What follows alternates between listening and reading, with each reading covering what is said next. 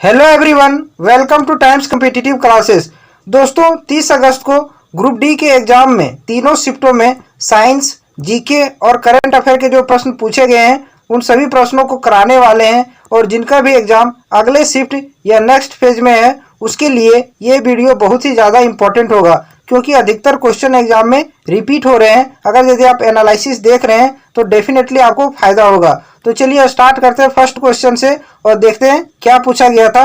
तो पहला है, राज्यसभा के सभापति कौन है? तो आप सभी को जानते हैं कि राज्यसभा के सभापति कौन होते हैं? उपराष्ट्रपति होते हैं। और भारत के नए उपराष्ट्रपति कौन बने? जगदीप धनखड़ बने।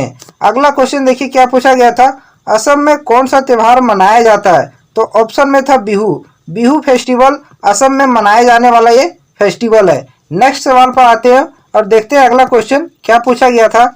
भारतीय महिला क्रिकेट टीम के कोच कौन बनाए गए हैं? तो रमेश पवार। रमेश पवार भारतीय महिला क्रिकेट टीम के कोच बनाए गए हैं, याद रखिएगा। नेक्स्ट क्वेश्चन देखिए क्या पूछा गया था, खनिजों के दृष्टिकोण से सबसे समृद्ध क्षेत्र कौन सा है? तो ऑप्शन में था छोटा नागपुर पठार, जो झारखंड में पड़ता है। छोटा नागपुर पठार कौन से राज्य में पड़ता है? आप जानते होंगे, झारखंड। और ये सबसे खनिजों के मामले में सबसे समृद्ध क्षेत्र है। नेक्स्ट क्वेश्चन देखते हैं अगला सवाल क्या पूछा गया था, आईआईटी रुड़की में कौन सा सुपर कंप्यूटर स्थापित किया गया है? करंट अफेयर से सवाल पूछा गया था। तो परम Ganga super computer IIT Roorkee में स्थापित किया गया है। अगला क्वेश्चन देखिए क्या पूछा गया था, खेलो इंडिया यूनिवर्सिटी गेम्स 2021 का आयोजन कहाँ हुआ था? तो बंगलुरु में खेलो इंडिया यूनिवर्सिटी गेम 2021 का आयोजन हुआ था। अगले सवाल पर आते हैं। नेक्स्ट क्वेश्चन देखिए क्या पूछा गया था, किसी देश की अर्थव्यवस्था की गणना किससे की जाती है? तो किसी भी देश की अर्थव्यवस्था की गणना जीडीपी के आधार पर की जाती है। और जीडीपी का पूरा नाम क्या होता है? ग्रॉस डोमेस्टिक, याद रखिएगा, फुल फॉर्म भी कभी कभी पूछा जाता है, ग्रॉस डोमेस्टिक प्रोडक्शन। तो ये इसका पूरा नाम होता है और इसी के आधार पर किसी भी देश की अर्थव्यवस्था की गणना की जाती है। अगला क्वेश्चन पूछा गया था, ओजोन परत की हानि किसके कारण हो रही है?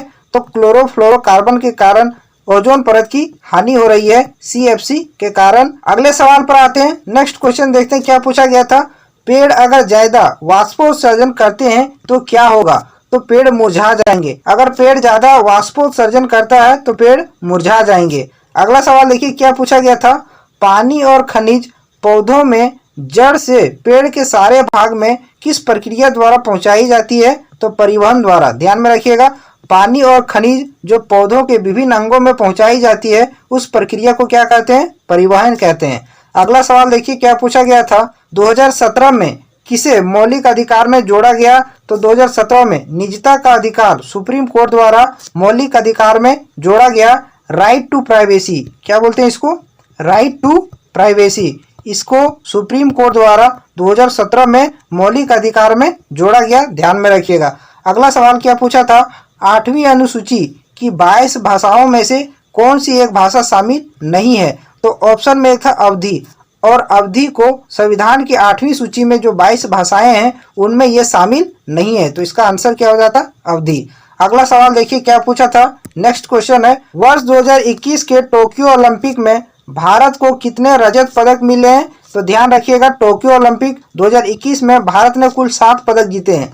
एक आपका जीता है गोल्ड, 2 जीता है रजत और 4 जीता है आपका कांस्य पदक। तो ये तीनों ध्यान में रखिएगा, आने वाले शिफ्टों में यहाँ से भी प्रश्न पूछा जा सकता है। तो इसका आंसर क्या हो जाएगा? टोक्यो ओलंपिक में भारत ने 2 रजत पदक जीते हैं। अगला क्वेश्चन देखिए क्या पूछा गया था, ट्रांसजेंडर की बीमा के लिए भारत सरकार द्वारा 2022 में कौन सी योजना चलाई गई? तो स्माइल योजना। ध्यान में रखिएगा, स्माइल योजना ट्रांसजेंडर के लिए शुरू की गई है 2022 में और ये योजना बीमा से संबंधित है, इंश्योरेंस से।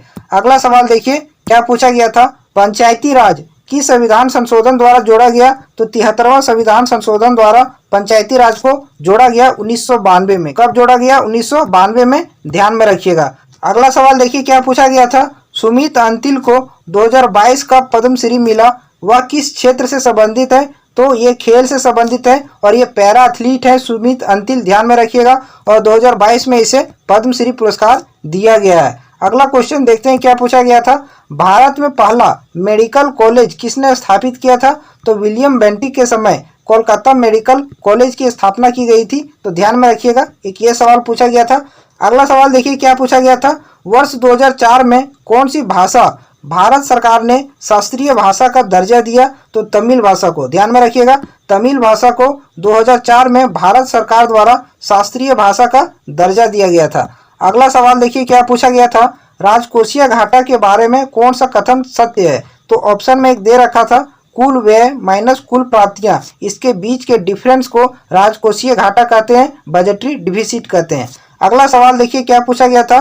धुआंधार जलप्रपात किस नदी पर स्थित है? तो नर्मदा नदी पर। ध्यान में रखिएगा, नर्मदा नदी पर धुआंधार जलप्रपात है। अगला क्वेश्चन देखते हैं क्या पूछा गया था। तो नेक्स्ट क्वेश्चन है, कौन सी नदी महाबलेश्वर की पहाड़ी से निकलती है? और ये क्वेश्चन कल वाले भी एग्जाम में पूछा गया था और आज भी पूछ लिया है। महाबलेश्वर की पहाड़ी से कृष्णा नदी निकलती है। अगला क्वेश्चन देखिए क्या पूछा गया था। संविधान के भाग 4A में कितने मौलिक कर्तव्य हैं? तो 11 मौलिक कर्तव्य हैं। ध्यान में रखिएगा, पहले कितना था? 10 था। और 86वां संविधान संशोधन, ध्यान में रखिएगा, 86वां संविधान संशोधन द्वारा शिक्षा का अधिकार, इसमें एक नया मौलिक कर्तव्य को जोड़ा गया और वर्तमान में 11 मौलिक कर्तव्य हैं। आप इसको भी ध्यान में रखिएगा। अगले सवाल पर आते हैं। नेक्स्ट क्वेश्चन देखिए क्या पूछा गया था। दक्षिण भारत की गंगा किस नदी को कहते हैं? तो गोदावरी नदी को दक्षिण भारत की गंगा कहते हैं। अगला क्वेश्चन पूछा गया था, प्लासी के युद्ध में सिराजुद्दौला अंग्रेजों से कब हारा था? तो डेट के साथ पूछा गया था। तो ध्यान में रखिएगा, 23 जनवरी 1757 को प्लासी के युद्ध में सिराजुद्दौला जो है वो अंग्रेजों से हार गया था। नेक्स्ट सवाल पर आते हैं और अगला क्वेश्चन देखते हैं क्या पूछा गया था। 8वीं बार बिलियर्ड्स चैंपियनशिप का खिताब हाल ही में किसने जीता है? तो ये भी क्वेश्चन रिपीट हुआ है, ध्यान में रखिएगा, पंकज अडवाणी।